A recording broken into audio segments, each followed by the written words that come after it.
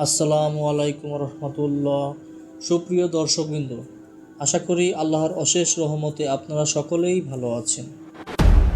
আপনাকে যদি বলা হয় এই সোনার পাহাড় আপনার, শুধু রেখে দিন, আপনি কি ফিরিয়ে দিবেন?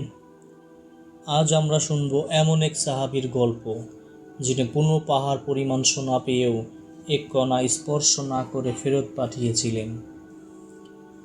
রাসূলুল্লাহ সাল্লাল্লাহু আলাইহি ওয়াসাল্লামের মৃত্যুর পর ইসলাম ছড়িয়ে পড়েছে চারদিকে। উমর ইবনুল খাত্তাব রাদিয়াল্লাহু আনহু তখন খলিফা।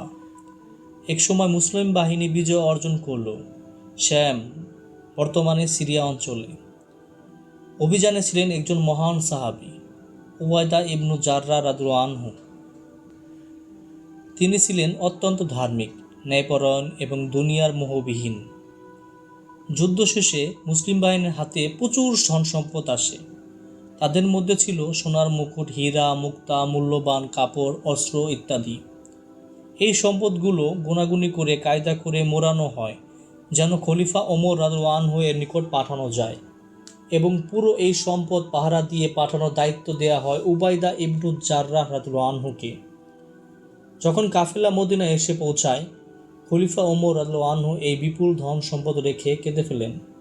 তিনি বিস্মিত হয়ে বললেন, উবাইদা, তোমার অন্তরে কি এতটুকু লোভ জাগেনি? এক কণা সোনা বা হীরা নিজের জন্য রেখে দিতে মন চায়নি?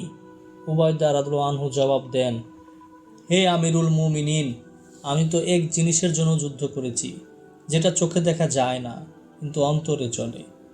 আমি দুনিয়ার ধন সোনার পাহাড়ের চেয়ে আল্লাহর সন্তুষ্টিকেই বেশি পছন্দ করি। ওমর রাদিয়াল্লাহু আনহু তখন বলেন, এমন মানুষই আল্লাহর পথে সত্যিকারের মুজাহিদ, যারা বিজয় পায় কিন্তু গর্ব করে না, যাদের হাতে দুনিয়া আসে কিন্তু হৃদয়ে ঢুকতে পারে না। এই সম্পদের প্রতিটি কণা তিনি বাইতুল মালে জমা দেন। হযরত ওমর রাদিয়াল্লাহু আনহু এর আদেশে সেই সম্পদ পরবর্তীতে গরিব মিসকিনদের মাঝে বন্টন করা হয়।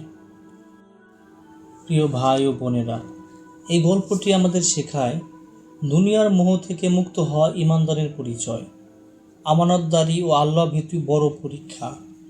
সোনার পাহাড় থাকলেও যদি অন্তর সাদা না হয়, সে কিছুই না।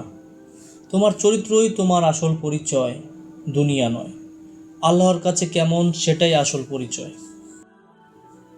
ভিডিওটি ভালো লাগলে শেয়ার করুন, যেন অন্যরাও আল্লাহর এই অশেষ রহমতের কথা জানতে পারে।